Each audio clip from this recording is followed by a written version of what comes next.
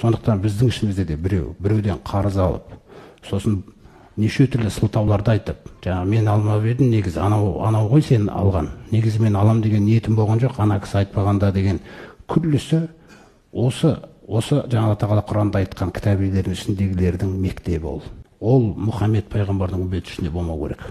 Оны жасамаңыздар ешқашан. Келісім шартпен қарыз алдың ба, қайтарып беру керексің, болды. Неге? Өйткені келесі аятында Алла тағала айтады: бәлә, нақтысын айтайын дейді. Мен ауфа би ахдиллахи. Кім сендерден өзара келісім шарт жасаса, естеріңде болсын. Жалғыз Алладан басқа тәңір жоқ дегеннен кейін сіздер дейді бізге, сендер менімен келісім шарт жасадыңдар дейді. Мұсылман бауырымен емес.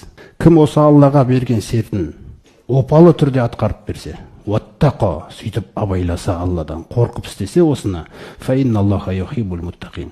Алла тағала тақуаларды қатты жақсы